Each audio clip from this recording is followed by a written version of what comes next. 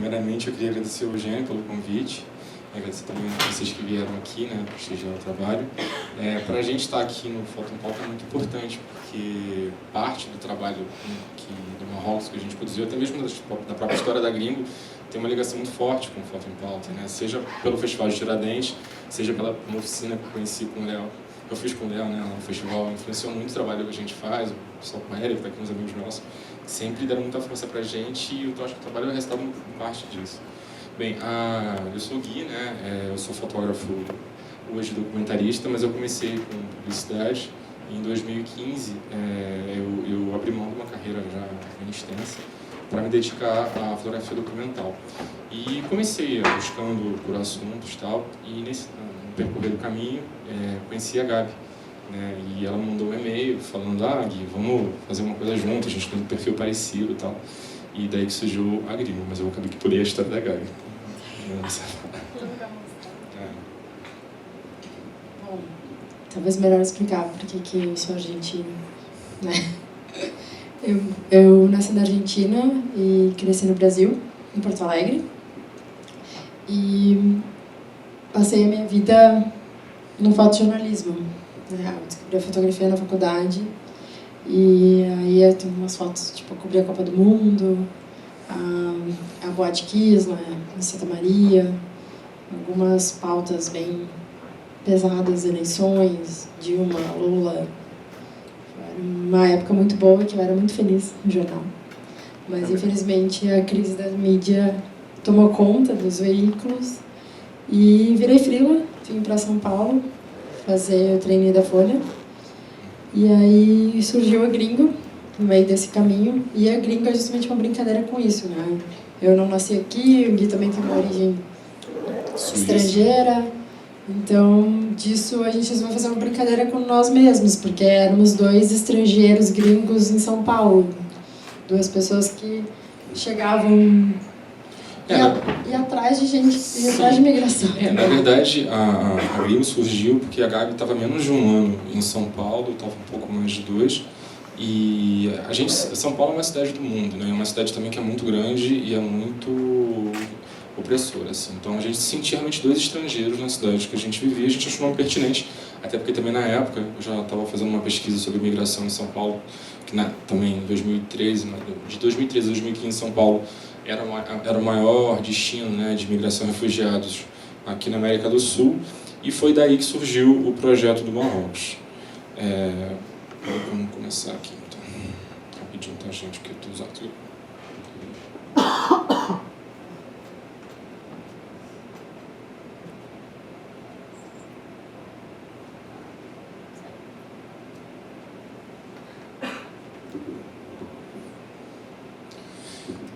Bem, o Marrocos, na verdade, ele surgiu dessa pesquisa sobre imigração.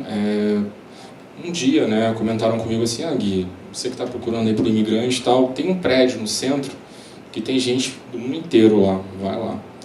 E eu fui com um amigo em comum, assim, para conhecer. Obviamente, não falo que não, né, porque qualquer ocupação, o prédio era uma ocupação, é ilegal. Então, as pessoas são muito reticentes, né, você entrar lá, fotografar. E eu fiquei 4 meses enchendo o saco deles, pelo menos uma vez por semana, pedindo para entrar, quando eu não ia lá. E até que um dia eu tinha desistido, nisso a gente já tinha se falado, já de começar a fazer alguma coisa junto, tal. Eu nem conhecia direito a Gabi, conhecia o trabalho dela, mas não conhecia a Gabi na lida. E na primeira vez que a Gabi foi comigo, Jesus iluminou o cara e aceitaram a gente. Falaram: então tá, vocês podem vir, a partir de amanhã vocês estão liberados para começar. Só que né, a gente, na empolgação e tal, a gente não tinha feito uma pesquisinha muito fundo do prédio, só sabia que tinha gente do mundo inteiro lá no prédio. E quando a gente chegou lá no prédio, era um prédio abandonado, bem surrado, bem no centrão mesmo de São Paulo. A gente descobriu que aquele prédio foi o prédio onde tinha o cinema mais luxuoso da América do Sul, nos anos 50, mais ou menos, dava para 2.000 pessoas a sala, uma coisa assim, descomunal. E na hora rolou um fetichismo muito forte, assim. A gente tem uma ocupação, cinema e tal. Só que ao mesmo tempo também a gente descobriu que eles estavam com um processo de reintegração de posse. Eles iam ser expulsos em 30 dias.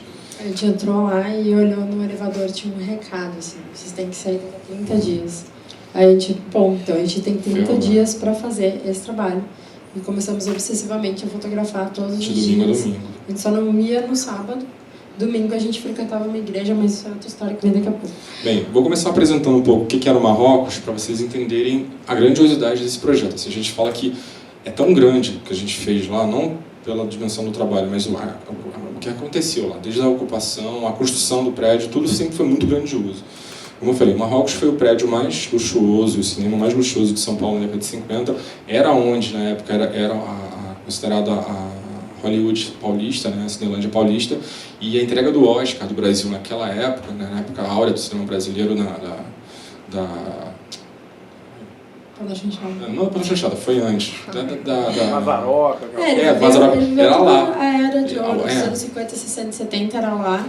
Nos anos 70, nos anos 80, com a decadência do centro de São Paulo, e as salas começaram a fechar, e virou um cinema pornô, né, a herança dos cinemas de rua, e até que ele fechou nos anos 90 com o abandono do prédio também, o prédio ficou vazio.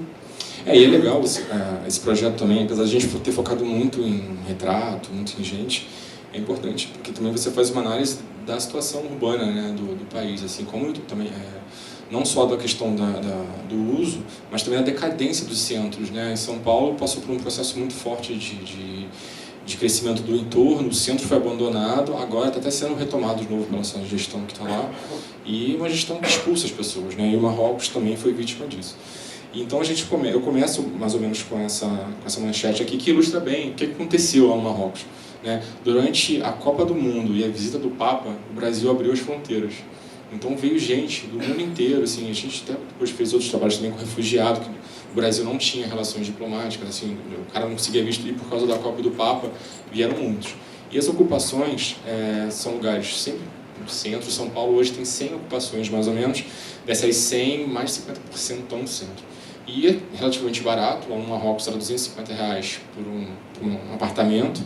E eles não pedem documentação nenhuma, só tem que pagar. Então, para um imigrante refugiado, é uma situação perfeita, né? Não tem fiador, não tem... Nem a gente consegue fiador para um aluguel. Você chega no Brasil sem documento, sem dinheiro, onde é que você vai morar? O primeiro lugar que você é aceito é uma ocupação. Então, a gente encontrou umas mais diversas nacionalidades lá. E uma coisa também que as ocupações, por isso que a gente foi para lá, é que elas se tornaram comunidades. Então você tem hoje em São Paulo ocupação de boliviano, ocupação de pessoas da África, pessoas do mundo inteiro vão para esses lugares. Então foi o que no início atraiu a gente. Então essa aqui era a manchete. E a gente usa muito jornal nessa apresentação porque, como a Gabi veio do fotojornalismo e eu acabei também assumindo um pouco isso, a gente baseia muito a nossa linha de trabalho no que a mídia traz para a gente hoje. Na época era isso. Bem, aqui eu faço a gente fazer essa brincadeira, né, de quando você entrava no Marrocos na época áurea dele, na época de luxo, quando as pessoas iam de terno, e aqui é como você entra no Marrocos na época do trabalho, né, que ele já está fechado.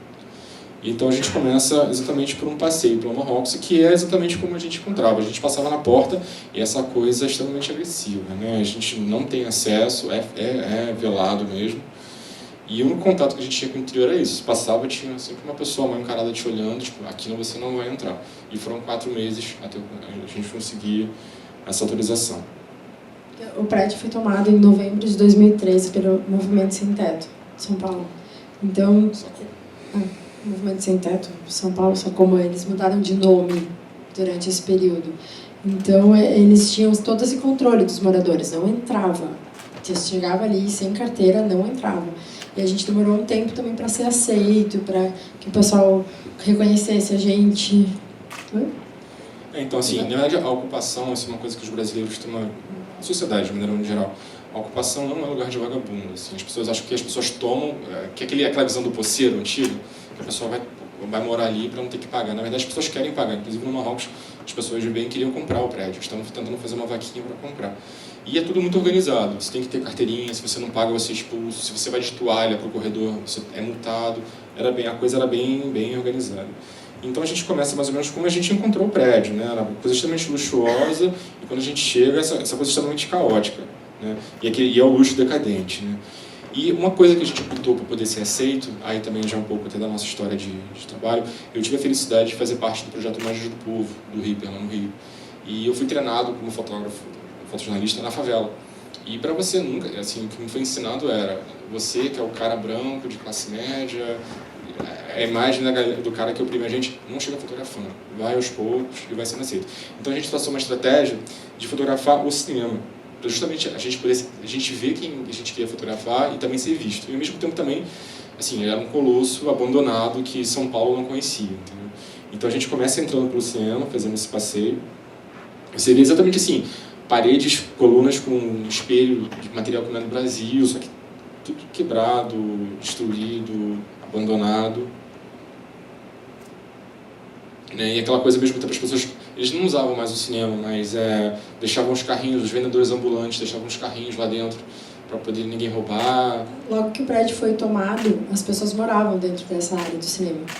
Aí, com o processo de reintegração de posse, elas foram retiradas de lá e a prefeitura estava reformando o cinema. Mas eles não pretendem reabrir, não pretendem fazer nada com essa área. A gente viu assim, uma recuperação, a gente até hoje não sabe muito bem por quê. Inclusive foi usado como cenografia de algumas séries, a série 3%. Mas até hoje está um cinema gigante com essa decoração que é baseada nas Mil e Uma Noites. Extremamente luxuosa. Assim, por exemplo, aqui ficava uma fonte, depois a gente fez uma pesquisa em um jornal de época, uma fonte de mármore, que não sabe, mármore italiano, e tudo destruído. Assim, e a maior parte aqui não foram eles, assim, as pessoas culpam a ocupação, só que quando chegaram já estava destruído. E a gente foi passeando pelo cinema justamente explorando essa coisa, dessa estética do luxo decadente. Né? E aqui uma coisa que é engraçada, a gente entrou nessa sala aqui, a gente entrou em salas que estavam tipo 30 anos fechadas, né? Nem o próprio movimento entrava. E aqui a gente avisou, olha, vocês têm uns projetores aqui que valem uma fortuna, vocês sabiam disso? No dia seguinte já não estava mais lá. Mas não durou muito tempo. Mas assim, você vê que eles realmente não usavam, eles não tinham noção da grandiosidade do lugar que eles moravam. Tanto que tinha gente que nem sabia que era um cinema lá. Assim. Isso é uma coisa também que a gente trabalha na pesquisa. Né? Aqui era mais ou menos uma sala, como eu falei, dava 2.000 pessoas, foi o primeiro cinema do Brasil a ter ar-condicionado, as pessoas iam de terno, fraque, era... Tanto que os mais idosos que conhecem o projeto falam que iam lá quando era criança. Aqui, uma foto que a gente bota no livro para dar uma ideia de escala. Isso aqui é uma porta, tá? No cantinho mais luminoso, e o preto era a tela. Então, era muito grande. Hoje em dia, a gente, para ter um cinema desse, pelo menos em São Paulo, no máximo, tipo, 1, 2 IMAX, né? Mas é difícil. Isso aqui de 1950. Então a gente resolveu ir para o prédio. Assim, mesmo as pessoas não conhecendo a gente ficou mais um mês, né, fotografando o cinema. Assim. A gente aproveitou esse período de fotografando o espaço vazio para sendo conhecido, sabe? Tinha a tia do cafezinho, tinha a Bá, que era a porteira. E aos poucos a comunidade foi nos aceitando. Daí a gente resolveu... mas mesmo assim as pessoas não queriam levar a gente para dentro de casa. Né? A gente foi subindo as escadas e o passeio do livro é esse. Essa subida, esse é o primeiro andar. E aos poucos a gente foi sendo aceito e ganhando a confiança de quem a gente retratou depois.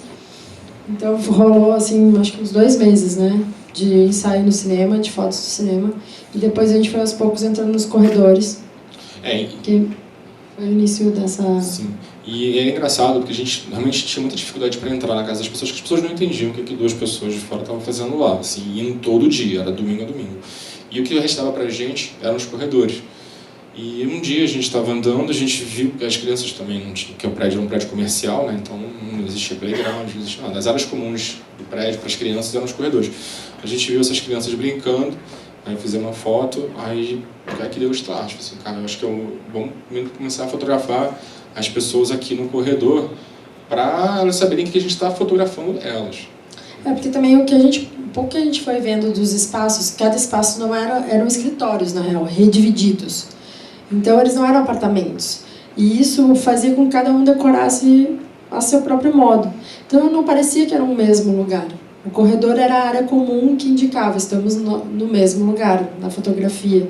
Ele que nos deu a unidade do trabalho, era uma ligação entre uma coisa e outra. Se não fosse isso, a gente não teria uma uniformidade. Assim. Nada me garantiria que a gente fez todas as fotos, né? Até como prova documental, né? Que eu teria feito todas as fotos lá no prédio. Então a gente tem uma pessoa hoje no corredor e tem a pessoa hoje na casa dela. Então foi como a gente se baseou.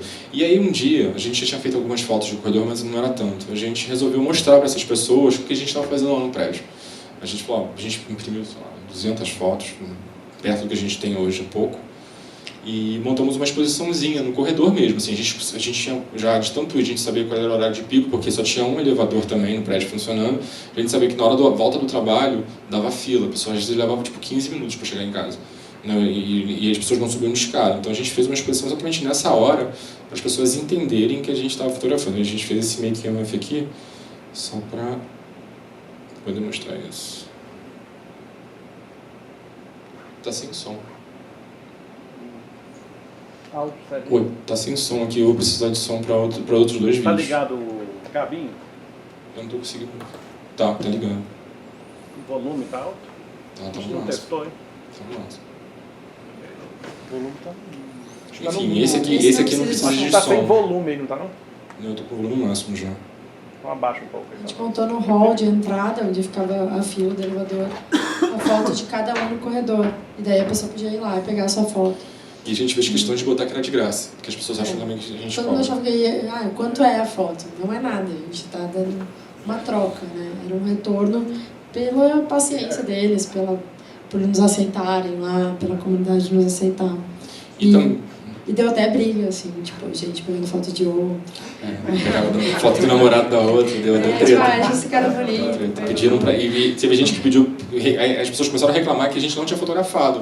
Aí que a gente viu que, tipo, morderam a isca. Fez eles perceberem qual era a nossa ideia, e eles começaram a entender melhor o nosso trabalho, e isso abriu mais caminhos, assim. E eles perceberam também que a gente ia devolver isso, a gente levou as fotos para as pessoas depois. E fazendo um parênteses também, o que acontece? Como estava tendo esse processo de reintegração de posse desde que a gente entrou, aqui já tinha mais de um mês de trabalho.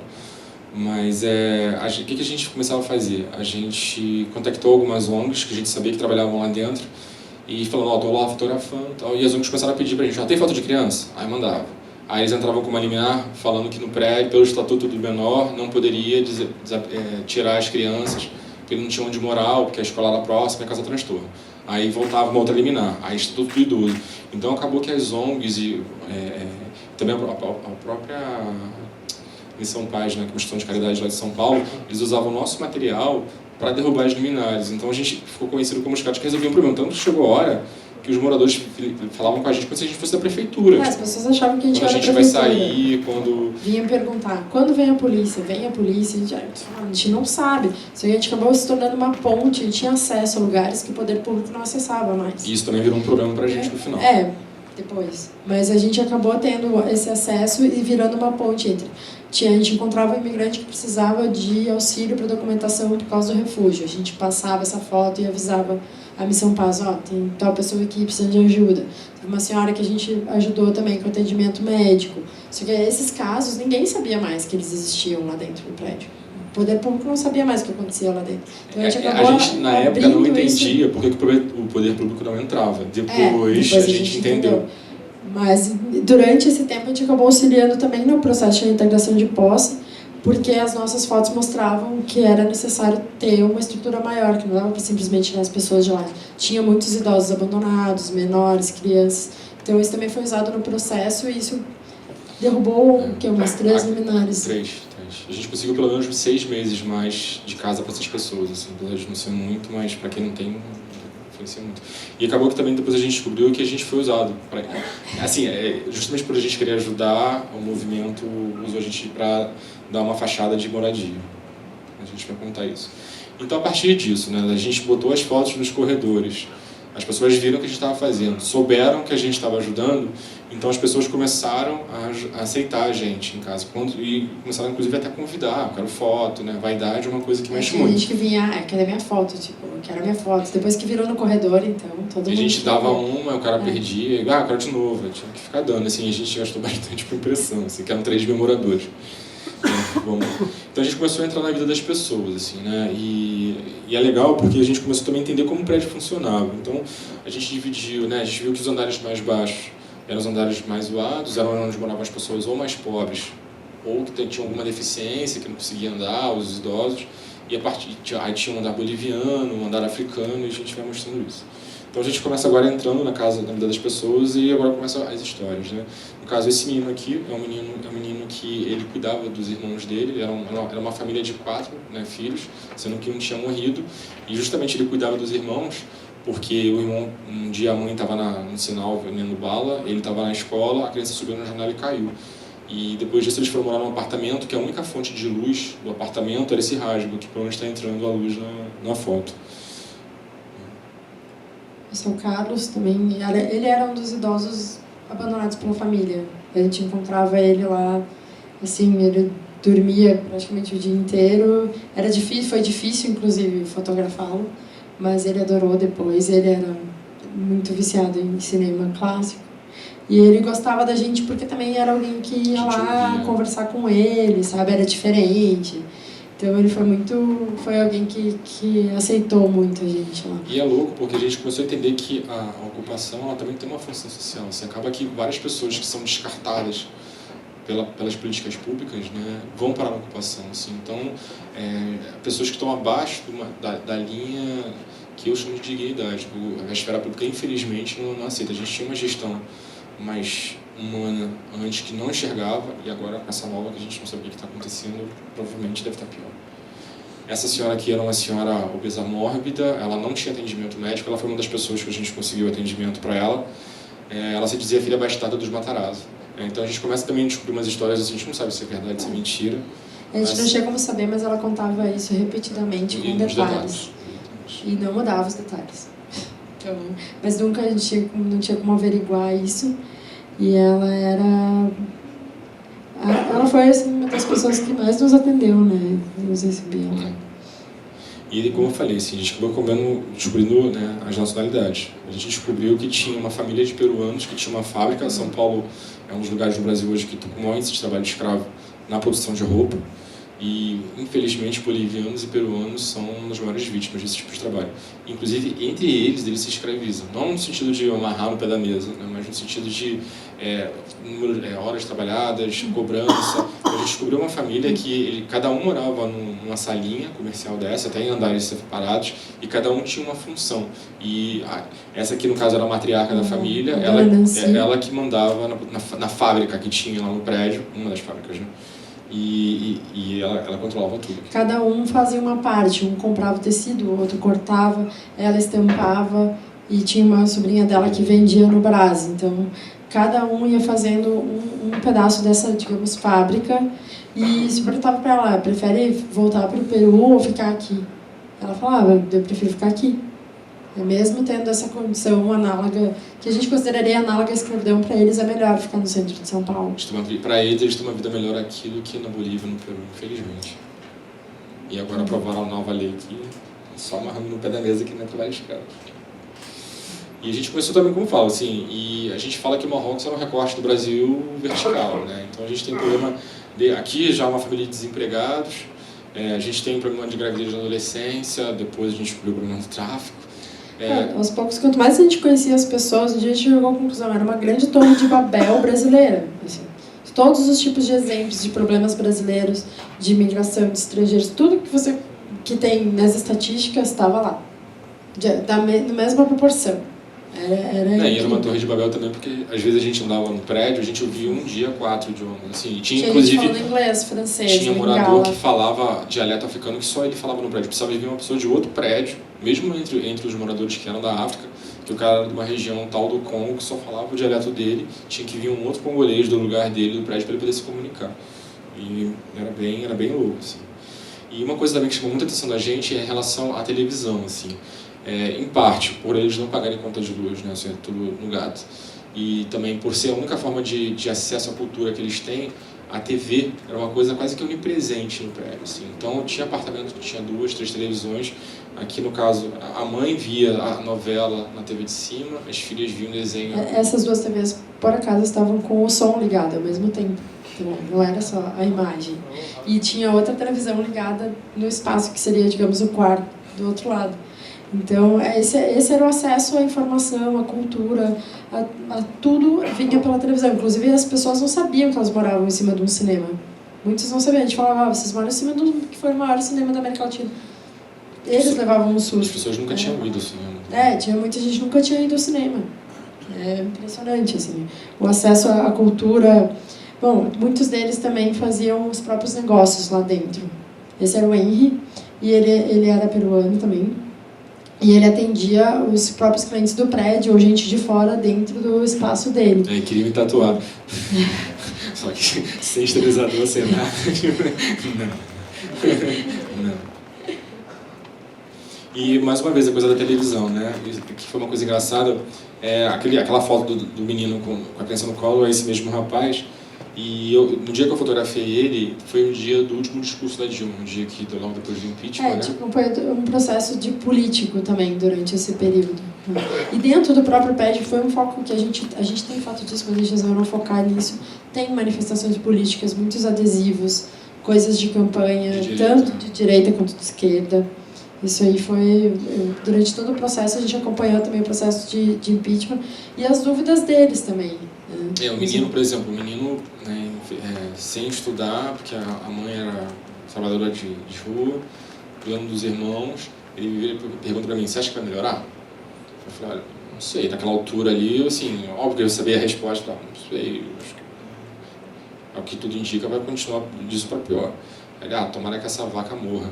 Mal sabia ele, né, o que estava acontecendo, assim, sabe? E, muito provavelmente, ele não imaginava que 6 meses depois ele está na rua, né? Então, infelizmente, ele foi vítima. Você vê como o pensamento hoje, até de gentrificação, de extrema-direita, está impregnado mesmo nas camadas mais simples da sociedade. Isso é uma coisa muito triste, assim. A gente também acompanhou o fim do sinal analógico na televisão. Foi um outro processo que a gente acompanha sem querer, assim. A gente veio questionando, uma parte do livro a gente dedica a isso, por mais que pareça banal, fotografar a tela de televisão. A gente optou por fazer isso justamente para poder mostrar qual era o tipo de imagem que eles consumiam, porque eles moravam em cima de um cinema, a maior parte do prédio nunca tinha ido ao cinema, e a única forma de imagem que eles consumiam era a televisão, que é a TV aberta.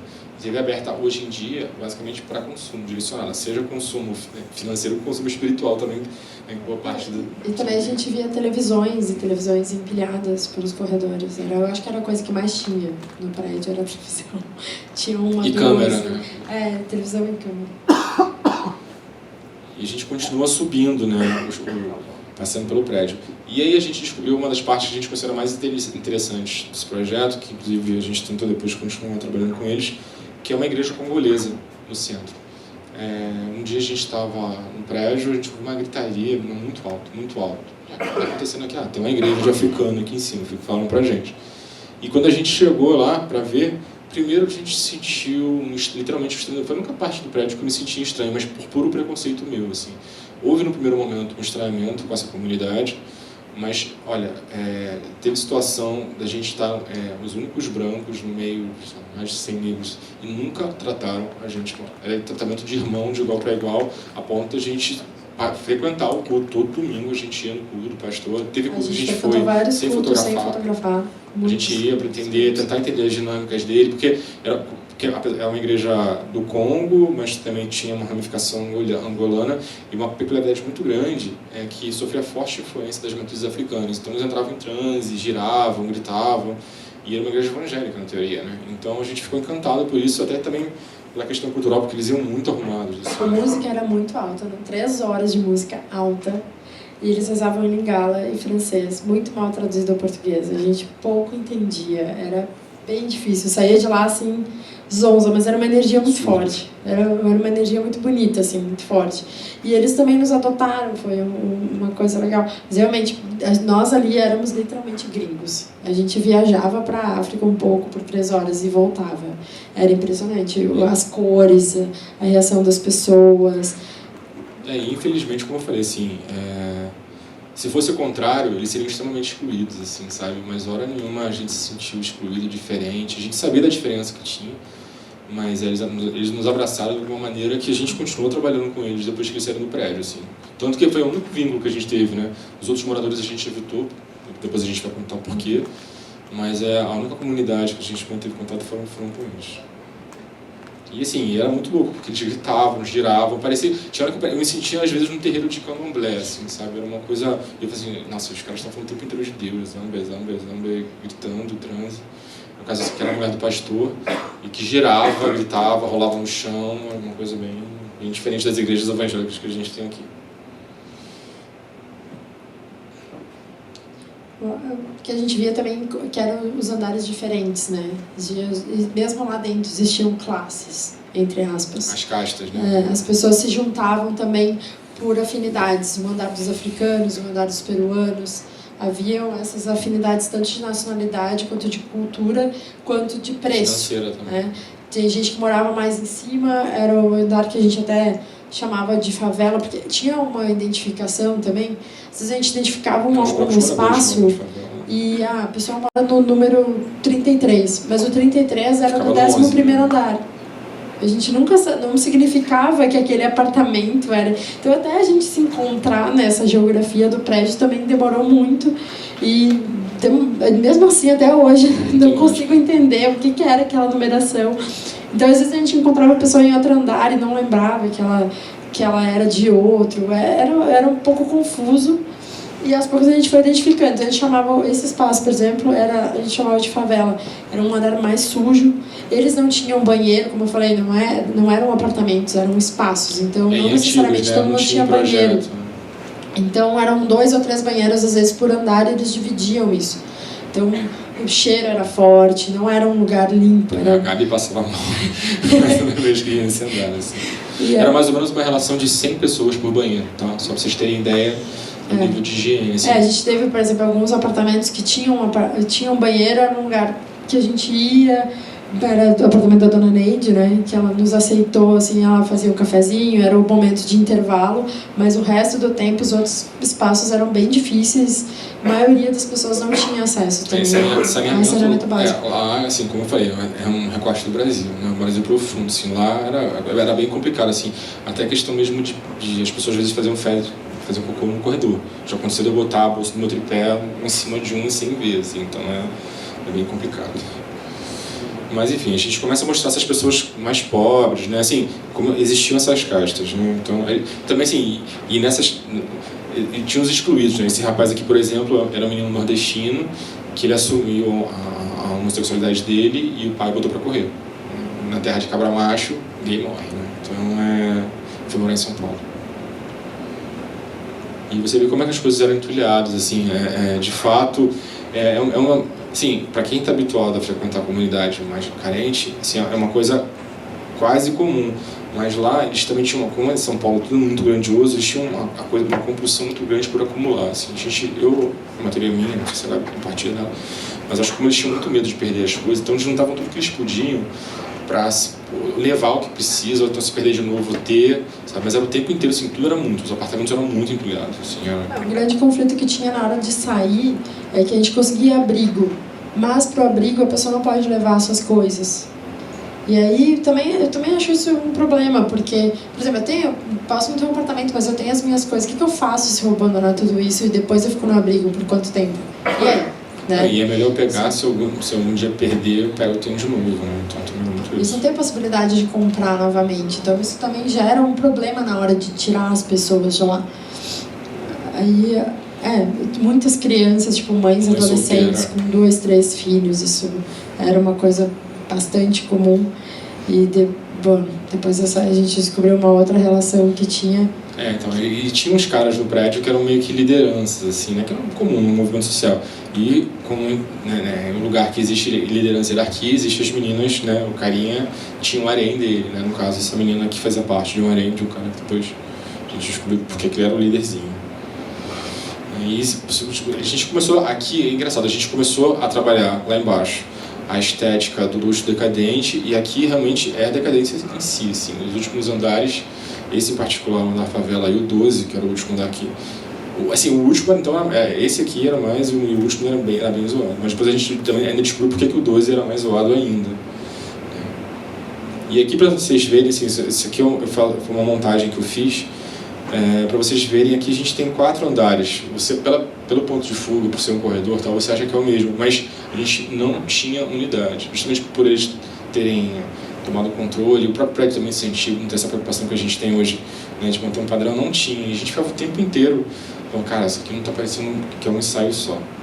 E aí a gente volta às fotos que a gente fez no corredor, a gente fala assim, não, vamos fazer o seguinte, vamos criar uma relação sempre, a mesma perspectiva, a mesma luz. Eu ia com o fotômetro, aí essa coisa que é a vantagem a gente teve no de publicidade, né, que é o controle da luz, assim. Eu fotometrava, falava, o terceiro andar tá bom às 5 da tarde. O quarto andar tá bom às 11 da manhã. A gente ia fotometrando, então eu criei uma relação desde a abertura de diafragma, a distância focal, tudo foi milimetricamente medido para a gente ter uma unidade, mesmo com a diferença dos andares. E a gente começou a botar eles um do lado do outro, justamente para poder criar essa unidade. E ao mesmo tempo também a gente começou a ver que a gente tinha feito um estudo tipográfico das pessoas, quem eram essas pessoas. Porque, beleza, mostrar 30 apartamentos para uma exposição, eu mostro, vocês veem aqui, mas de fato aquilo não mostra quem são aquelas pessoas. E aqui a gente consegue ver as comunidades africanas, as comunidades, o conjunto mostra isso. Aí a gente começa a ver... Acho que uma coisa que era importante para nós também era mostrar, porque existe um estigma das ocupações. A gente queria mostrar essas pessoas, a gente queria humanizar esse lugar. Quem são essas pessoas? Não é só o traficante. O que a gente ouvia na volta do Marrocos, quando você ia num café, ia almoçar, só tem vagabundo, só tem ladrão. Não é bem assim. Então a gente precisava botar, expor na rua o que havia lá dentro. Então a gente começou a botar o retrato dessas pessoas. Não é só isso. Né? A gente fez uma foto que é a que a gente usa para fechar o projeto, que foi na Galeria do Rock. E no dia que a gente foi fazer essa foto, a Galeria do Rock é um lugar bem emblemático em São Paulo, que é praticamente em frente. Demorou um mês para pedir autorização, para conseguir autorização. E quando a gente foi, o cara só falava mal dos moradores. Ele não falava da ocupação, porque tem vagabundo, só tem ladrão. Então, de fato, assim, isso que a gente fez aqui, de tentar humanizar um pouco, transformar as estatísticas em rosto, acho que foi a nossa grande preocupação com essa parte aqui do ensaio, funcionou muito bem, assim. Inclusive, acho que isso aqui hoje é o carro-chefe do projeto, assim. Acho que os prêmios que a gente tem ganho, a visibilidade que o projeto tem tido, é por causa dessa relação que a gente criou. E, assim, isso aqui é um pouco, tá? A gente tem 3.000 fotos. Acabou que a gente, basicamente, não chega a ser todos os moradores, mas 90% desse... O total do projeto acabou chegando a 16.000 fotos. Maldito digital, né? Muito nervoso. Mas a gente, dos moradores, a gente fotografou quase todos. Só que inclusive, para mim isso foi um problema depois. A gente botava o tripé, muitas vezes, no corredor e ficava esperando as pessoas passarem e pedia para fotografar elas. Ou já marcava antes, né? As pessoas chaves a gente marcava. Algumas pessoas que a gente conhecia mais. E isso foi dando um volume muito grande, assim, pro trabalho. Bem, e aqui começa, acho que a grande reviravolta desse projeto. A gente já tinha um bom volume desse projeto, a gente foi apresentar isso no Festival da Luz, em Buenos Aires, uma leitura de portfólio. O projeto ainda não estava muito formatado, mas a gente já queria ver uma opinião de leitores. E quando a gente voltou, a gente descobriu que o Marrocos tinha sido invadido pela polícia e que lá dentro era a central do tráfico do PCC, que abastecia toda a Cracolândia de São Paulo. A gente ficou lá quase um ano e nunca tinha visto nada. E a gente tentou ir lá, avisaram pra gente que não era bom a gente entrar, que a gente... A polícia bateu na porta dizendo que eram 2 jornalistas. E acharam que a gente foi os informantes. As pessoas começaram a achar... A gente fazia meses que a gente estava lá frequentando, retratando todo mundo. É muito fácil dia que a gente não foi. Achar que a gente era informante da polícia. Então, isso depois, até provar que não é. Né? Então, as pessoas fizeram uma ameaça, digamos, velada a nós 2. E a gente resolveu frear um pouco, se afastar um pouco do projeto. Mas aqui a gente... Sexta-feira começou com a maior operação contra o tráfico de drogas já feita na Cracolândia. Operação Marrocos. Mais de 500 homens, entre policiais civis, militares e guarda civil, cumpriram 39 mandados de busca e apreensão e 25 de prisão. No fim do ano passado, a polícia começou a investigar o grupo suspeito de chefiar o tráfico na região. E hoje de manhã, foi então para a rua. Invadiu hotéis, o prédio do Cine Marrocos. Era ali, de acordo com toda essa grande investigação, que funcionava o quartel-general do tráfico. Investigadores descobriram que o comando do tráfico era feito de dentro do prédio do Cine Marrocos, que fica ali perto. Lá, os criminosos mantinham uma espécie de quartel-general e, segundo a polícia, aliciavam os moradores. Os policiais acabam de entrar aqui no saguão do prédio e vão subir.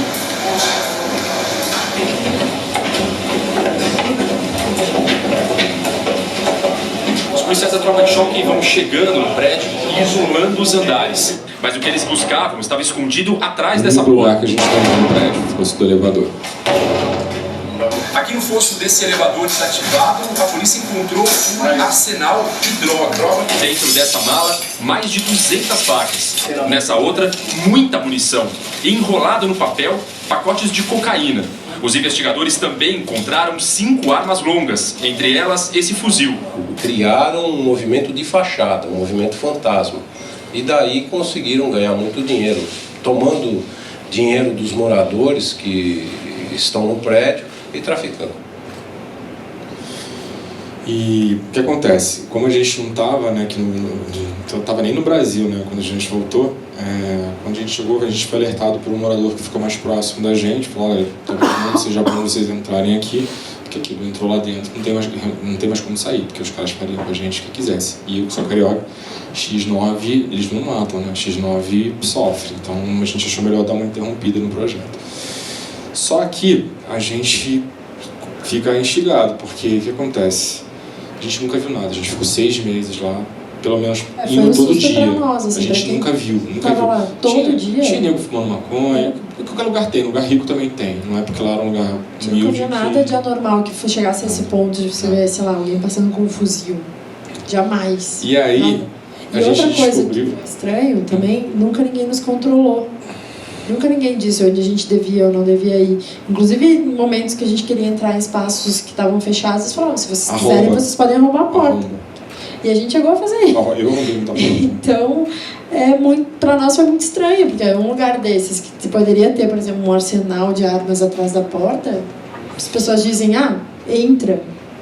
Foi um momento muito estranho e que para nós foi péssimo, porque além da gente se tornar suspeito, a gente inclusive, depois a gente descobriu que a gente foi investigado pela polícia. Porque acontece, eu tinha que ligar para eles. Preciso... amanhã eu quero entrar no 8º andar, tá fechado. Arromba. Eu ficava ligando no WhatsApp, ligando para todas as lideranças. Eram 4 líderes que eu tinha mais contato. E depois, por causa de uma ONG dessas que a gente estava ajudando para combater o processo de integração, a gente foi avisado também que a gente estava sendo investigado e que a polícia não entendia como 2 pessoas de fora conseguiram entrar na central do tráfico de droga em São Paulo. O que acontece? Aí, com a investigação, depois a gente teve acesso. No 12º andar, tinha um quartinho que a gente nunca entendeu muito bem. Sempre tinha uns moleques dormindo, mas a gente achava que era coisa de um moleque. O pessoal subia para fumar um baseadinho e tal, mas aquilo, como eu falo, São Paulo tem, aqui BH tem, não via nada de errado. E à noite, que era a única hora que a gente não estava no prédio, a gente optou por não dormir, não ficar, os caras do PCC iam para lá para fazer contabilidade, para fazer, amanhã tem que mandar... As reuniões eram lá. E o SPTV depois publicou, eu não botei aqui porque não vi ao caso, mas as pessoas que a gente falava as vozes, manda 5 mil de maconha, manda, então assim, de fato as pessoas, os líderes eram traficantes, assim, inclusive um deles, que é um cara que a gente viu até pouco no prédio, tal, do Vladimir, era um dos cabeças do PCC em São Paulo, o cara não era pouca coisa, e eu falava com o cara, não tomar cerveja, então por isso que a polícia investigou a gente. Bem, e aqui, a gente, por causa desse problema, a reintegração de posse... Os líderes, eles não tinham mais um processo de defesa, então as pessoas ficaram bem ao Deus dará, assim, não tinha mais quem os defendesse, e aí o processo de reintegração de posse se tornou inevitável. E aí as pessoas começaram, então, os remanescentes, né, os moradores, a gente vai ter que morar em algum outro lugar. Então eles começaram uma busca por outros prédios, eles começaram a tentar invadir, a gente acompanhou 2 tentativas de invasão, para tentar ocupar novos prédios. Então, a partir do momento que eles veem que o processo vai ser inevitável, eles começam a tentar ocupar outros prédios. E aí eles fazem isso durante a madrugada. E a gente acompanhou essas 2 madrugadas. Eu tomei voz de prisão. Então, assim, é bem intenso, assim. Para mim é uma parte bem, sim, eu falo assim, isso aqui quem segurou foi a Gabi, não é meu perfil. Aí também são os perfis, né, que é bem uma coisa hard news, fotojornalismo mesmo, assim, uma pegada um pouco mais artística, que foi um trabalho que para mim foi bem marcante. Para mim foi a parte, acho que, mais estressante do trabalho. Isso e saber, eu também fiquei em nóia, assim, porque a gente tinha fotografado todos os moradores do prédio e todos os líderes. Eu não sei até hoje porque que a polícia não pediu pra gente, porque eles sabiam que a gente estava fotografando. Eu tinha tudo, assim, qualquer morador, assim, vários caras, se for editar esse material aqui, foi preso, não foi, foi preso, não foi. Porque foram presos, acho que 4 líderes e 20, né, moradores. Então as pessoas... começa a acompanhar o processo de saída das pessoas de lá, processo de mudança. Essa era a casa da Dona Neide, onde a gente conseguia fugir um pouco para lá. A mãe dela, que já estava com mais de 90 anos, e o que a gente ficou sabendo também que depois que eles saíram do Marrocos, ela faleceu um mês depois. Uma semana. Uma semana foi. A gente vai fazer uma pauta para a BBC, o pós-Marrocos. Aí eu liguei para essa senhora, e aí, como é que tá sua mãe? Morreu ontem. Então foi uma coisa bem chata, assim, tipo, tinha uma semana que a Beth tinha morrido. Então a gente começa a acompanhar as pessoas que saem do prédio, né? E como eu falo assim, aqui a gente bota uma apresentação, uma coisa bem mais enxuta. A gente até usou o corredor também para poder afirmar isso, né? Já que é um elo de ligação entre eles. E tinha algumas cenas surreais, como essa, por exemplo. Né? Esse senhor ele estava se mudando com esses ursos em cima da geladeira. A gente, vou fazer um retrato agora, né? Dessa maneira. Então muita gente acha que a gente montou essa cena. Não. Ela estava assim, né? Era esse o retrato. A gente só planejou a luz.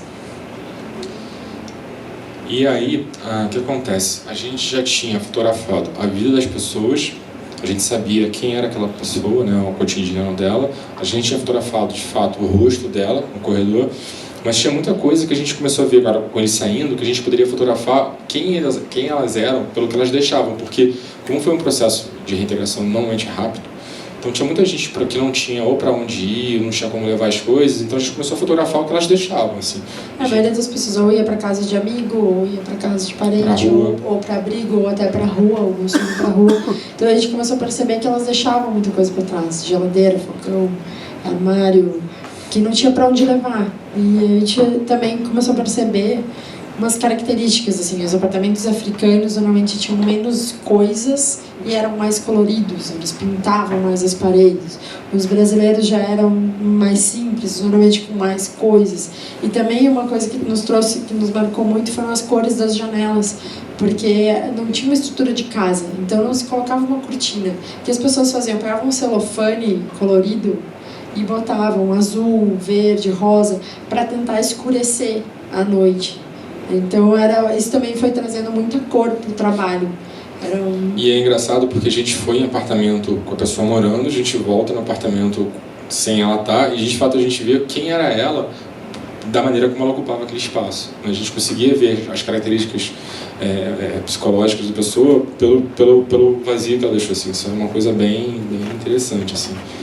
E para nós essa parte é importante também para mostrar o que ficou, sabe? A gente tem todos aqueles milhares de moradores que a gente retratou no corredor, eles precisam de um lugar, e o que a gente tem hoje é um prédio todo vazio. Tem mais de um ano que ele foi reintegrado e ele continua vazio. Assim. A polícia fica na porta porque se sair ele é ocupado de novo. Hoje em São Paulo a gente tem 11 movimentos de moradia, né? E ele seria ocupado. E o que é mais louco, que acaba que esse jogo que a gente faz, ele é a materialização de uma política ingrata, né? Que milhares de pessoas não têm onde morar, tendo milhões de metros quadrados que poderiam ser habitados. Assim. A gente não defende a ocupação, a gente defende moradia para as pessoas. E é isso que esse trabalho, eu acho que essa parte em particular mostra isso, assim, a falta de políticas públicas e de interesse também para poder abrigar isso. Assim. Por quê?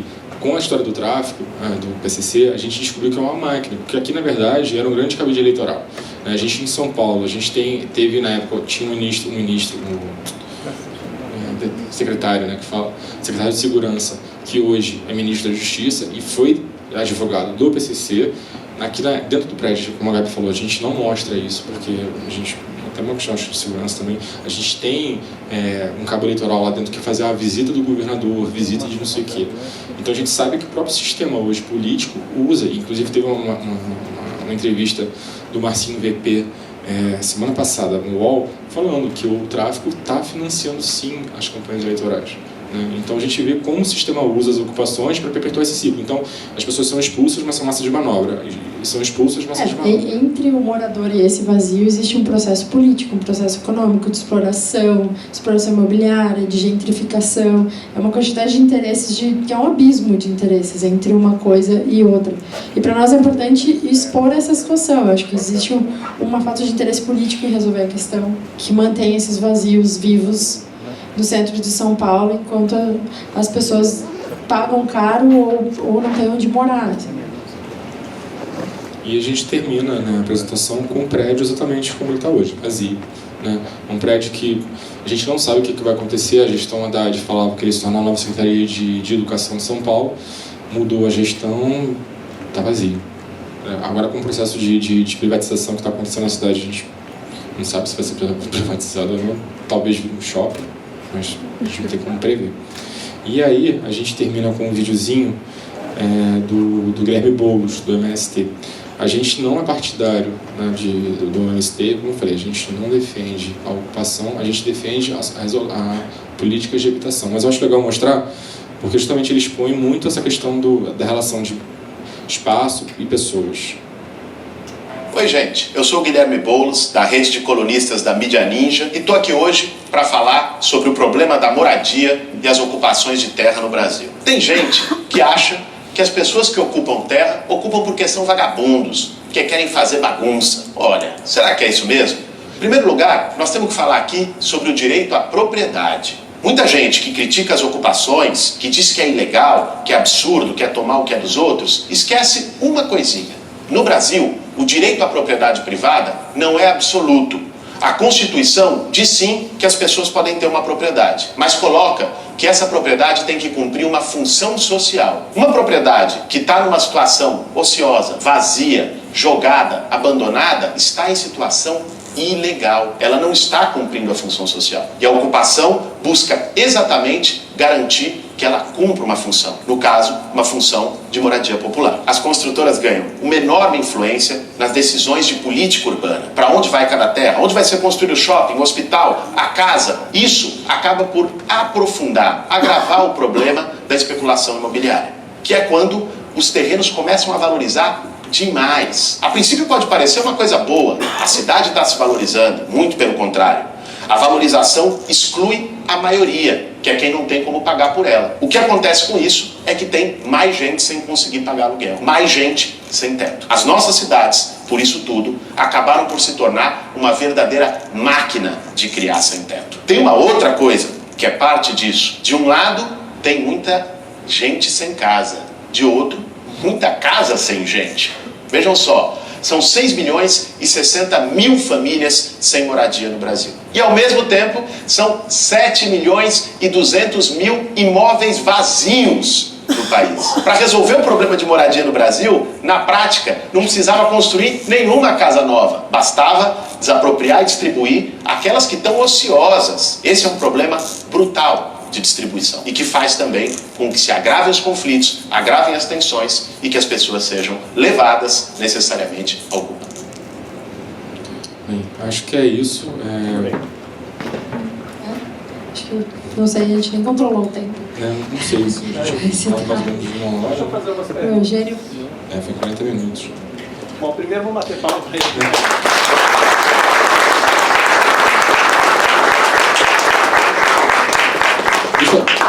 O trabalho, na verdade, está tendo uma continuação, né? A gente, assim, pelo Eugênio, até assim, pela entrega que a gente teve desse material, pela abordagem que a gente dá, nós somos observadores, né, da política em São Paulo. E em São Paulo, de março desse ano, começou um problema muito sério na Cracolândia, né? A gestão atual entrou na Cracolândia de uma forma extremamente violenta e botou todo mundo para correr. A gente, né, nessa busca frenética por pauta, para tentar fazer fila para jornal, a gente foi para lá e quando a gente chegou a gente viu que o problema era muito mais grave do que a gente imaginava. E a gente também viu que a gente no início estava morrendo de medo, os caras vão matar a gente, a gente descobriu que a gente estava no Marrocos, vão matar a gente e tal. Então a gente começou a fazer, muito na Maciota, um novo trabalho. A gente até publicou na National Geographic, eu acho que no mês atrasado, né? Uma parte, né? Mês passado? A gente publicou na National no mês passado uma parte desse trabalho. Eu saí na impressa e outra parte saiu no site da National, porque a gente percebeu lá, conversando com as pessoas, a gente queria retratar elas de outra maneira, que não fosse chegar com uma câmera escondida no meio do fluxo. Que é um jeito. Que é uma coisa que normalmente se faz no fotojornalismo, entendo por mil motivos, mas não é o sentido da gringo de fotografar. Então a gente começou a conversar com essas pessoas e a gente acabou montando um estúdio lá dentro da Cracolândia, e a gente começou a retratar uma a uma. E assim como a gente tinha preocupação no Marrocos de mostrar quem de fato era o morador da ocupação, a gente aqui teve a preocupação de mostrar quem de fato é o cracudo, né? Que assim como a gente faz uma comparação, se o crack é o rejeito da cocaína, né, o que sobra do processo de fabricação da cocaína, o cracudo é o rejeito da sociedade. A gente ouvindo histórias, no caso, a Gabi ficava ouvindo as histórias, só, assim, você vê que são pessoas que são produtos de um sistema opressor, assim, um cara já nasceu na rua, ou então é filho de uma família totalmente destruída. Então a gente começou... E até assim, na maioria das vezes, o que as pessoas mais buscam era alguém que ouvisse elas, era inacreditável, assim, elas queriam que alguém ouvisse elas. Então, não só o resultado de uma opressão social ou econômica, mas também uma necessidade de falar, de contar, era muito forte isso lá. E aí, aos poucos... Eu queria pedir desculpa, estou com uma gripe, uma febre, mas eu estou aqui. E as pessoas começavam a falar tudo que elas deixavam por causa do crack, toda essa dependência. Gente que vendeu casa, que vendeu o apartamento, que vendeu tudo que tinha. E a maior parte delas, 99%, falava, eu quero sair dessa vida, mas não consigo. E aí elas começavam a explicar todo o ciclo. Muitos deles, assim, depois de 40 minutos de te falar que quer sair, falava também que, porque eu quero começar o tratamento, né? Uma semana depois que a gente via, tinham voltado para o fluxo. E aí a gente começou também a perceber que existe assim como o Marrocos tinha uma própria vida, o fluxo, que era chamado fluxo lá da Cracolândia, também tinha uma própria vida. E as coisas tomavam outros valores. Quando elas ultrapassam essa fronteira do fluxo, elas ganham outro valor, que é o valor da dependência. E aí, um dia, eu ouvindo o São Paulino falar, que depois descobri que é um apelido bem comum lá dentro, ele falou, ontem chegou um cara que vendeu um drone com caixa, nota e tudo por 4 pedras de crack. Isso são 20 reais, 40 reais, 20 reais. E aí a gente se apavorou, tipo, como assim? A gente queria comprar um drone, né? A gente queria comprar um drone. Duro pra caramba, tendo 6 mil reais, o cara me deu por 20 reais. O cara me deu por, tipo... Daí você começa a perceber que as coisas ganham outro valor. E aí comecei a perguntar às pessoas, o que tu já deixou aqui? Aí teve um cara que disse, eu deixei a minha liberdade. Eu me envolvi com as pessoas, eu vim parar na Cracolândia. Às vezes eram os motivos mais absurdos, assim, um dia eu desci do ônibus e acabei entrando aqui porque era perto. Não, mas tem umas histórias muito loucas também. A gente descobriu, por exemplo, que tinha esse cara aqui, ele era baterista da banda Calypso. E aí quando o Chimbinha brigou com a mulher lá, ele ficou sem emprego. Um dia, música rola muita droga, né? Ofereceram pra ele, ele experimentou, nunca mais saiu da Cracolândia. Ele veio pra São Paulo trabalhar no estúdio. Em 3 dias. Entrou, em 3 dias ele vendeu o estúdio inteiro. Ele vendeu tudo, vendeu o ar-condicionado do apartamento. Ele disse, eu quero voltar para o Pará, eu não consigo. Eu vendi tudo que eu tinha e agora esse era um traficante. Era um traficante. Acabou que a gente começou a fotografar os traficantes também, porque o que a gente fez? Assim como no Marrocos. Uma coisa que eu acho que a Gabi foi feliz de falar, assim, a nossa preocupação é que a gente viu que não tinha mais como concorrer com os jornais. Também, assim, a Folha de São Paulo do lado, assim, não adianta eu ficar ali fazendo foto que os caras ou não querem comprar ou tô pagando muito pouco. Eu tô aqui para fazer o mesmo trabalho que o jornal já faz muito mais fácil do que eu faço. A gente optou por justamente fazer uma coisa um pouco mais profunda e um pouco mais artística, assim. E a gente montou esse estúdio e os caras viram que a gente estava ali de boa, então até os traficantes pediam pra gente fotografar. Então esse cara aqui era do Zimbábue, né? Ele veio de mula pra São Paulo. Foi pego pela polícia, ficou preso. E aí na saída, tipo, eu também não tinha pra onde ir.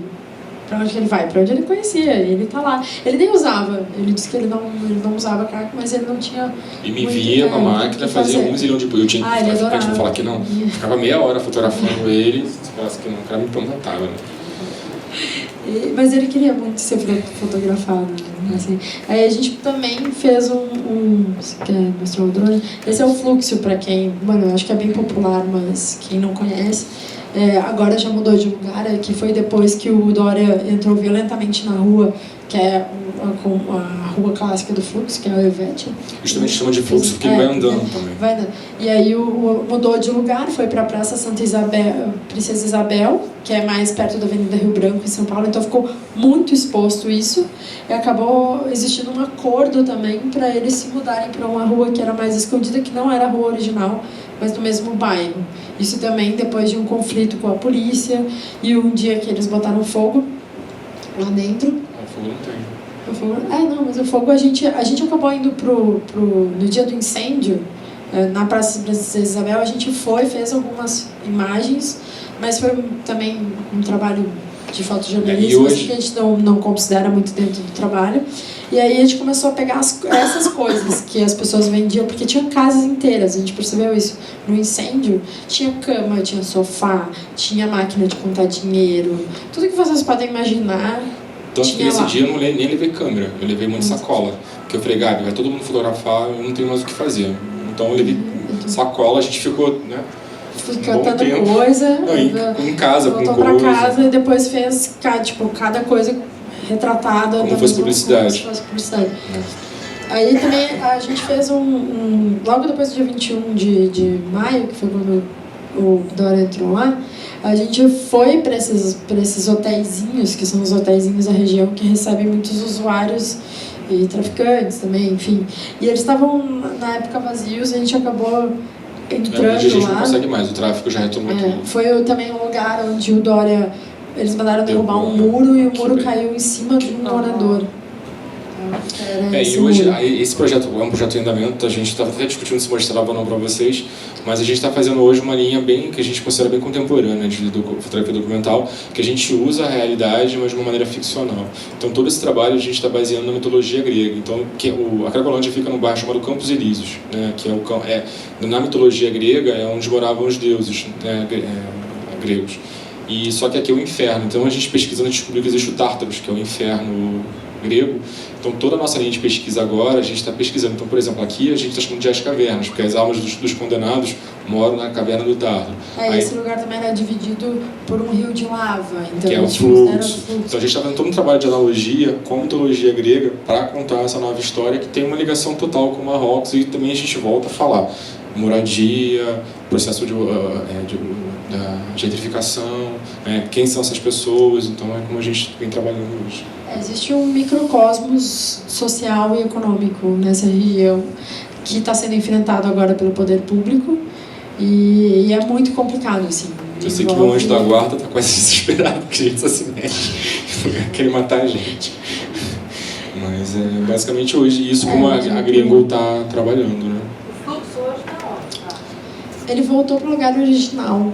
Que é em frente à Praça Júlio Prestes, que é bem escondido. Na verdade, assim, o que a gente ouviu que foi um acordo entre o PCC o próprio PCC, né? Porque estava pior o tráfego lá na praça. Sim, não, e estava todo mundo vendo. Exatamente. E aí houve um acordo da prefeitura com o PCC de lá para trás, a gestão estadual, né, que no caso quem pode intervir, se comprometeu a não fazer nada até o ano que vem, que provavelmente vai a direção, eles vão meter o pau na galera.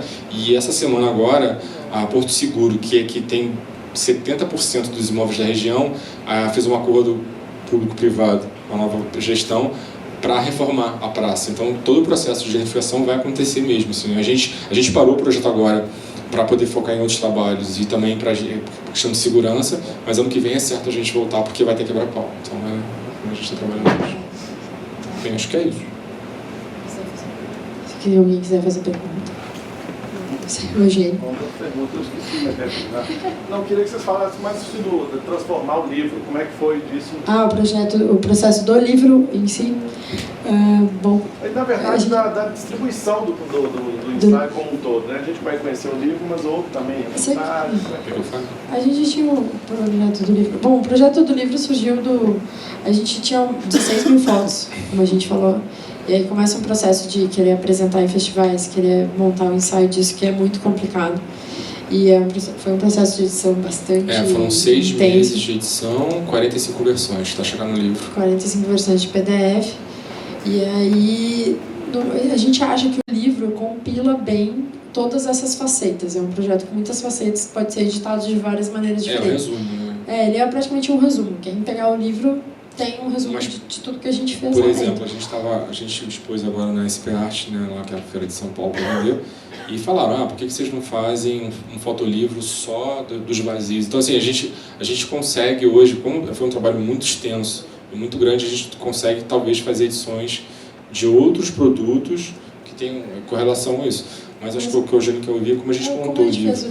Assim, foram 16 mil fotos, né, e é muito difícil para você editar, né? A gente, por estar dentro do processo, e a gente também não tinha grana para pagar um editor, inclusive até a escolha do Marrocos foi uma escolha, porque a gente não tinha dinheiro, porque, né, aquilo, vamos fazer um projeto legal, vamos, aonde? Aonde o dinheiro dá, do lado de casa. Onde dava para ir era até o centro de São Paulo. Mas assim, a nossa única opção, pegando todo essa quantidade de imagem, era fazer um passeio pelo prédio. Não dava para eu... Também, muitas vezes a gente via, a gente gosta muito dos corredores, por exemplo, mas a gente não vê um sentido se eles não estiverem associados às outras partes do prédio. Expôs em Porto Alegre um painel dos corredores e um painel dos vazios. Existe uma correlação entre uma coisa e outra, mas também, ao menos para nós, a gente acha que falta sentido. Contar o total da história. Tem muito mais para contar do que ali, então a gente acha que falta.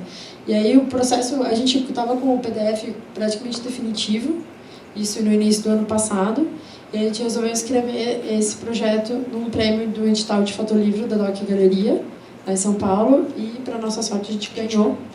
E aí foi o que viabilizou o livro, não completamente, mas foi o que fez o pontapé inicial, nos deu a chance de, não, a gente vai publicar.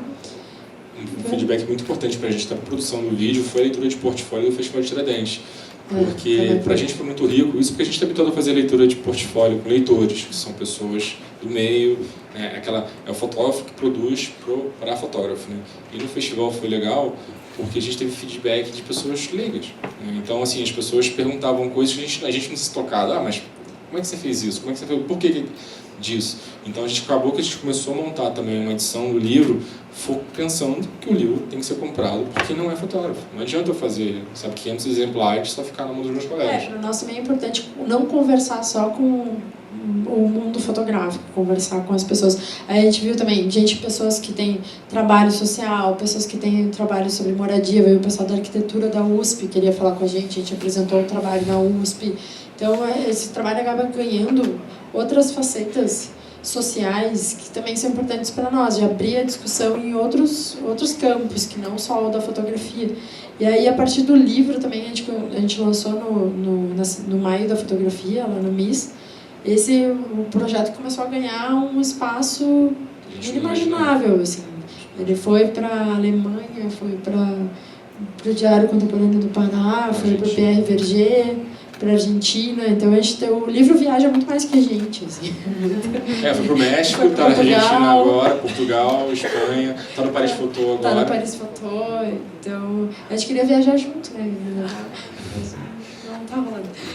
Mas eu acho que uma coisa também, que lá voltando ao início, o que é a Gringo, né? A gente tem uma preocupação muito grande com esse retorno social, assim, acho que tem muito a ver com a história da Gabi, do fotojornalismo, a minha experiência no Imagens do Povo, do Ripper, não adianta eu fazer uma foto bonita, não adianta eu ter um fotolivro bacana, se esse material não retorna de alguma maneira para aquelas pessoas que foram afetadas. A pessoa, ela cede a imagem dela, eu acho que tem que ter uma troca, sabe? Acho que a gente não pode ser egoísta de querer botar isso numa galeria e ficar por isso mesmo. Tudo bem, a gente vive de vender imagem, mas eu acho que o fotógrafo, como a gente entende a fotografia humana que a gente faz, tem que pensar, buscar um retorno, que seja derrubar uma liminar com uma ação, sabe, assim, alguma coisa tem que ter, mas se não tiver isso... As nossas ações não conseguem ser diretas, né? A gente não consegue ajudar 3 mil pessoas. Mas 3 mil pessoas ficaram 6 meses a mais tendo de morar. Mas é difícil ajudar cada um. Sim, A gente não tem esse poder. Mas se o projeto pudesse suscitar discussão, debate e abrir outros campos na sociedade que discutam isso, para nós já tá valendo. Assim. Então, essa foi uma parte importante de lançar o livro, ver o livro passear por aí. E agora a gente pensa em novas edições, mas acho que ainda não, né? Também. O livro é muito dispendioso, né? Mas Mais pergunta aí, ó. Ali, pergunta. Foram várias fotos que vocês tiraram lá, vários tempos. E para escolher a foto X, vai na capa, a foto X da primeira, tal, como que é para vocês dois, assim, como que foi isso para escolher? Eu quero essa, não quero? Foi sofrido. Mas até por um lado era bom ser 2, porque às vezes você faz uma versão do seu próprio trabalho, é difícil editar o próprio trabalho. E a gente tem abordagens muito diferentes. A gente tem um entrosamento trabalhando muito bom. Assim, tanto que tem gente, teve um leitor de portfólio que ela falava assim, eu não entendo porque são 2 pessoas, mas é um olhar só. mas a gente tem visões, abordagens bem diferentes, assim. Então, enquanto a Gabi vinha com uma coisa mais investigativa, vinha com uma coisa mais artística, e a coisa fluiu assim, mas foi muito estresse. 2 pessoas optando. E a gente também mostrava para amigos, né? Isso é uma vantagem também, a gente também com fotógrafos. Eu montava um PDF, aí outro vinha no outro já, mas essa foto não combina com essa, né? E a capa também foi o último momento. Assim, a gente fechou a capa por último. Foi difícil fechar a capa, porque não tinha uma foto que a gente achasse.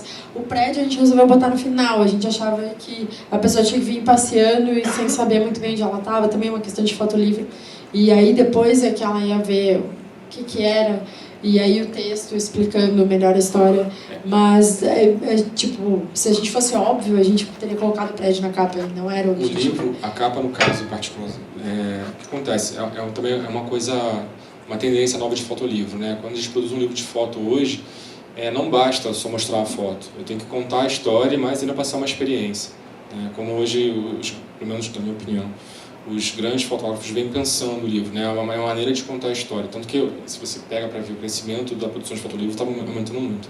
E a gente optou justamente por ter essa experiência da ocupação, fazia a capa como sendo o tapume que cercava o prédio. Melhor do que escolher, vou botar o tio, a tiazinha do café. Eu falei, não, vamos fazer um livro que é início difícil de abrir, como é para você entrar numa ocupação. E a primeira foto que você entra é aquela mulher olhando, que é uma foto que te assusta, que era a nossa experiência. Nos nossos sonhos, assim, a primeira ideia, por exemplo, era botar lâmpadas das pessoas do lado de fora do prédio, do próprio prédio, colar pelo centro. Essa foi uma das primeiras ideias.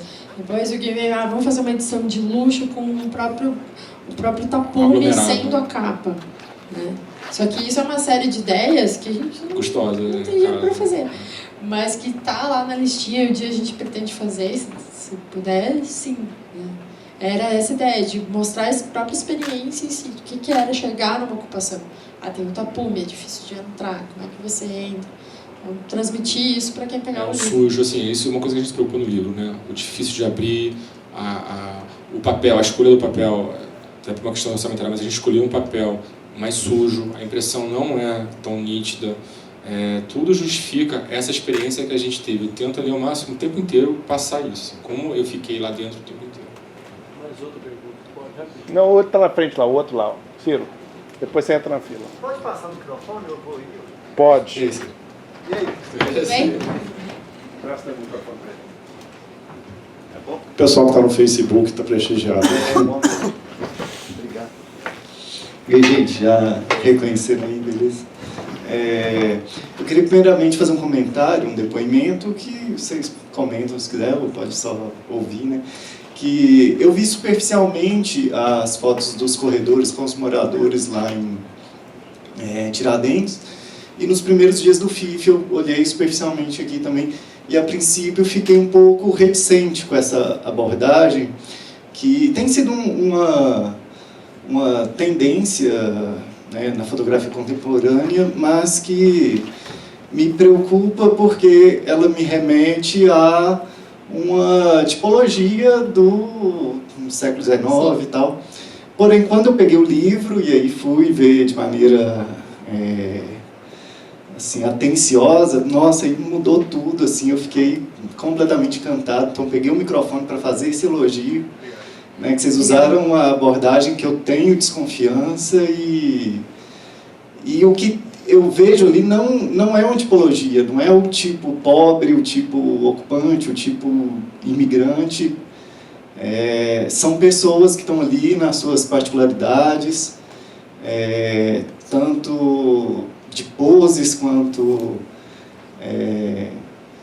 né, mesmo que não tenha gestos muito, né, espetaculares, até o tônus corporal denota uma afirmação que eu achei extremamente bonito e queria fazer esse elogio. Obrigada. A gente agradece.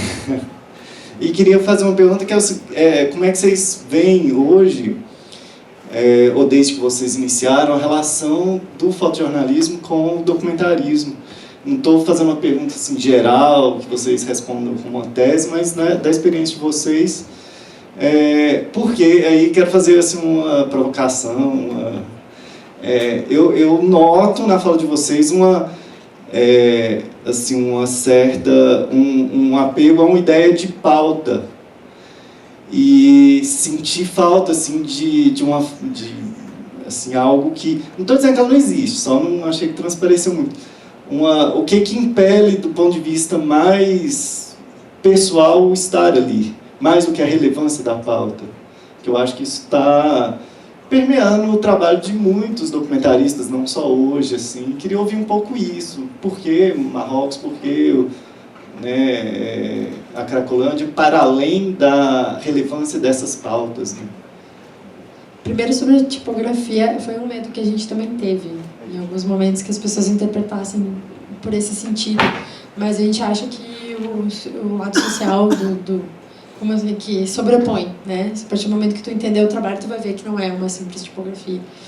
E sobre o fotojornalismo documental, eu acho que dava um foto em pauta inteiro pra gente discutir aqui, sem querer fazer uma tese. Sobre é que a nossa união, assim, de trabalho, ela permeia essa questão da pauta, né? A gente é muito guiado pelo que está acontecendo agora. E não sei se a gente vai fugir disso ou não em algum momento, talvez sim. Mas as coisas acontecem também, a gente não tem um planejamento, sabe? É muito espontâneo. Assim, a Cracolândia começou a acontecer, a gente achou que aquilo era importante e a gente resolveu ir. Sabe? É muito do ir. Pra lá é importante. Eu lembro quando o Gui me falou da primeira vez, Marrocos tem um prédio enorme com cinema. Nossa, isso é uma história impressionante. Não podemos perder essa história, sabe? A gente vai atrás das histórias. Se isso vai ser depois até uma coisa que a gente discute muito, a questão ficcional dentro do documental, porque isso existe, que é uma coisa não permitida no fotojornalismo, né? Então, assim, qual é o tamanho da nossa liberdade? Até onde a gente pode ir? Ou até que momento a gente vai usar um lado ficcional para fazer um documental? Como a gente cria uma teoria baseada no inferno grego, né, para fazer um projeto documental. Não sei se existe esse limite, se a gente vai se dar esse limite. Né? Assim, concordo com tudo que a Gabi está falando, mas eu acho que, em parte, por exemplo,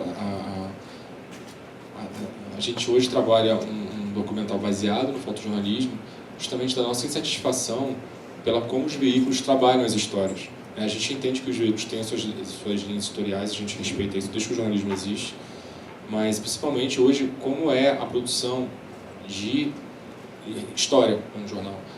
Hoje uma redação não te permite você apurar os dados. Tem muito jornal que publica, a gente já foi vítima de pegar nosso trabalho sem nossa autorização, botar lá e passar dado errado, porque o repórter, o fotógrafo, não tem tempo de averiguar. E a gente, como freela, também a gente não ganha. Hoje, a Folha, por exemplo, de São Paulo, paga tão pouco para um fotógrafo que não é interessante para mim perder meu tempo fazendo uma pauta para eles. Para a gente é muito mais jogo tentar achar uma história que a gente consiga, de fato, se identificar, sabe? Assim, fazer o tempo que tem que ser. Não é que tem que ser demorado, mas o tempo que a gente acha que tem que ser e tentar formatar isso de uma outra maneira que até, além de contar a história de uma maneira mais coerente, financeiramente também retorne para a gente. Eu acho que um pouco disso... sabe, a gente em São Paulo hoje, a gente está dando um grupo de estudos que o nome é Entre o Fotojornalismo, o Documental e a Arte. Justamente para tentar trabalhar isso coletivamente com outros fotógrafos, para sentir que... qual o caminho que vai acontecer? Hoje a gente está passando por uma reformulação muito grande, né? O digital veio, a mídia está em crise, então que caminho que é esse? A gente entende que o documental é o caminho. Assim.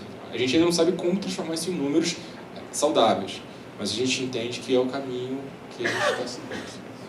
Eu acho que também um pouco do que surgiu a gringa, dessa satisfação, que era uma grande questão que a gente tinha, que é, afinal, quem é que está documentando o Brasil? Quem é que está olhando para o lado? Porque parece que só se você for lá na Antártica, né, que você está fazendo um trabalho importante. Né? E quem é que está olhando para o centro? A gente acabou encontrando essa história, que virou um livro, que virou um projeto, que está viajando por aí, no centro de São Paulo. Era uma passagem de metrô, sabe? A gente podia ir a pé, estar lá com o tripé nas costas, com a câmera. Então, a gente viu, por exemplo, o trabalho da Nitro, o pessoal está aqui, para nós é uma grande referência. Quem é que olha para o Brasil hoje, quem é que quer documentar o Brasil e de uma maneira que não seja um fotojornalismo que passa rápido, que passa correndo, que não se aprofunda.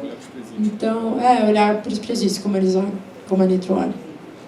Então, isso para nós era uma questão, era uma satisfação minha no jornal, apesar de eu amar trabalhar com fotojornalismo, e era uma questão que o Gui tinha. Então, eu acho que disso também surgiu essa vontade de partir com o documentário para uma linha mais profunda. A gente demora mais para fazer os projetos, a gente sofre mais editando, a gente produz, se estressa mais, mas o resultado eu acho que acaba sendo mais satisfatório, porque a gente quer falar.